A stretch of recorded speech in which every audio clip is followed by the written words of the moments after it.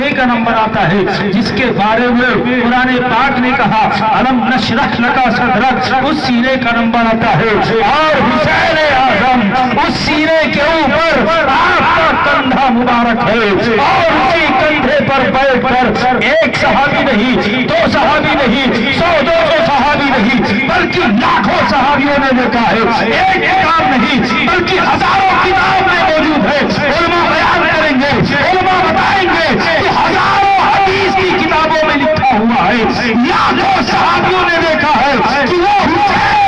مصطفیٰ جان رحمت کے کندھے پہ بیٹھ کر مدینہ کے گلیوں کا معائنہ کیا کرتے تھے، مصطفیٰ جان رحمت کے کندھے پر بیٹھ کر آپ سواریاں کیا کرتے تھے۔ اب حسین کو کون سے بلندی کی ضرورت پڑے گی؟ ظالموں نے کہا تھا کہ حسین اقتدار کے لالچ میں معاذ اللہ آئے تھے، اقتدار طاقت و قوت حاصل کرنے کے لیے آئے تھے۔ آپ کو اس کا بھی فلسفہ بتاتا چلو کہ امام حسین رضی اللہ تعالیٰ عنہ کربلا کے میدان میں آئے تھے تو کسی اقتدار کسی پاور کو حاصل کرنے کے لیے نہیں آئے تھے، بلکہ نانا جان کا دین بچانے کے لیے آئے تھے، طاقت و قوت کے لیے نہیں آئے تھے۔ آپ کو میں بتاؤں اس حسین کو طاقت و قوت اور اقتدار کی کیا ضرورت پڑے گی، کیا ضرورت محسوس ہوگی، جو حسین پیارے آقا صلی اللہ تعالیٰ علیہ وسلم کے کندھے مبارک پر بیٹھ کر مدینہ منورہ کے گلیوں میں جسے گھمایا جا رہا ہو، اس حسین کو طاقت و قوت کی کیا ضرورت پڑے گی؟ آپ کو یاد نہیں ہے علماء کرام نے بیان کیا ہوگا، فتح مکہ کے دن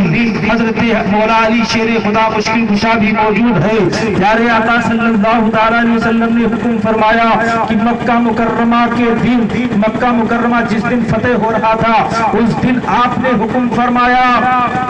یہ میرے صحابیوں اور خود میرے آقا صلی اللہ تعالیٰ علیہ وسلم بھی اپنی چھڑی سے وہاں جو بت لگے ہوئے تھے سارے بتوں کو توڑ توڑ کر نیچے گرا رہے تھے۔ ایک بت بڑا تھا تو مصطفیٰ جان رحمت نے کہا اے علی میرے کندھے پر بیٹھ جاؤ۔ حضرت علی نے کہا یا رسول اللہ میں آپ کے کندھے پہ کیسے بیٹھ جاؤں، آپ تو نبیوں کے تاجدار ہیں، آپ تو اللہ کے محبوب ہیں، اتنا عظیم الشان مرتبہ آپ کا ہے، میں آپ